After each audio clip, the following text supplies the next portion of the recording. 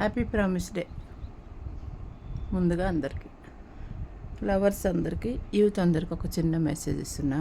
దయచేసి మనం ఎదుటోళ్ళకి ఆనందించాలనో, సంతోషపరచాలనో, లేదంటే ఎదుటోళ్ళకి నమ్మకం కుదిరించాలని చెప్పి ప్రామిస్ డే రోజు అమ్మ తోడేసి పిల్లలు ఇప్పుడు పేరెంట్స్ ఉంటారు, గొడవలు ఆడుకున్నప్పుడు పేరెంట్స్ ఏం చేస్తారంటే పిల్లల మీద ఒట్టేస్తారు. అలాగా పెద్దలు కూడా పిల్లల మీద ఒట్టేసి మనం ఒక వేసే ప్రామిస్ ఏదైతే ఉందో అది మర్చిపోతాం మనం ఫ్యూచర్లో.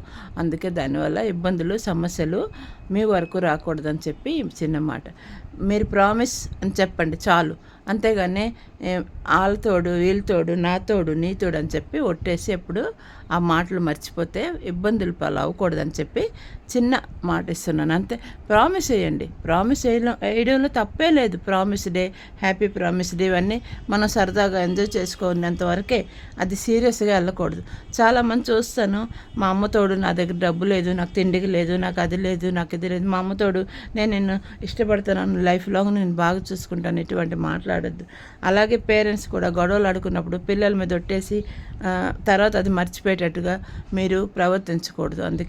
అంతేకాదు గుడికి వెళ్ళేటప్పుడు మనం దేవుళ్ళకి అది ఇస్తాము, ఇది ఇస్తాము, నా కోరిక తీరిపోతాయని చెప్పి దేవుళ్ళ మీద కూడా ముడుపులు కట్టడం, అది మర్చిపోవడం, ఫ్యూచర్లో దానివల్ల ఇబ్బందులు రావడం, సమస్యలు రావడం, అది మీ లైఫ్లో రాకూడదని చెప్పి ఎప్పుడు దేవుళ్ళకి కూడా ఒట్టేయకండి. మీకు తోచినంత వరకు ఏదైనా కోరిక తీరిపోతే వెంటనే ఏదైనా ఇచ్చేయండి, లేదంటే 10 మంది అనాథ పిల్లలకో లేని పిల్లలకో సహాయపడండి, దేవుడు సంతోషిస్తారు. అంతేగాని దేవుడికి ప్రామిస్ ఎందుకండి, అవసరం లేదు. మనకున్న చోట్ల మనకున్నంతలో మనం హ్యాపీగా దేవుడికి ఏదైనా పండు పువ్వు ఇచ్చి సంతోషపడేలా శ్రద్ధాభక్తితో పూజించుకుంటే దేవుడు సంతోషిస్తారు.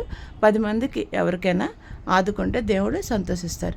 అంతేగాని ప్రామిస్ అని చెప్పి అమ్మ మీద, వాళ్ళ మీద, వీళ్ళ మీద, నా మీద, నీ మీద ఒట్లు వేసుకొని దయచేసి ఆ ఒట్లుకి చాలామంది ఏం చేస్తారంటే ఒట్టు తీసి పక్కన గట్టిపోయి పెడతాను అని చెప్పేస్తారు, ఆ ఒట్టు మర్చిపోతారు. అలా తప్పు, చాలా తప్పు.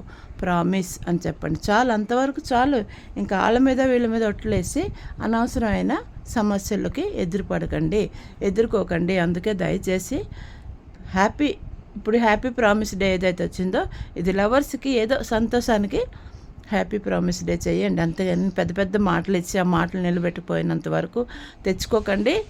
సో దయచేసి ఇంట్లో పేరెంట్స్ని ఎవరిని ఇబ్బందులు పాలు చేయకండి. మీరు హ్యాపీగా ఉండండి. Happy promise day to all. ఏమీ కాదు, నేను ఏ ప్రామిస్లు చేయను. ఎప్పుడు నమ్మకంతో ఉంటాను.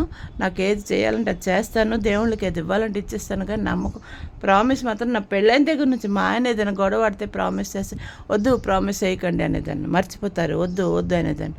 ఎప్పుడు నాకు ఉన్నదే, నేను ఎప్పుడైనా ప్రామిస్ గురించి వెనకతలు పడకండి. హ్యాపీ ప్రామిస్ డే ఇది మాత్రం చెప్పుకోండి అంతే. Good day, good morning.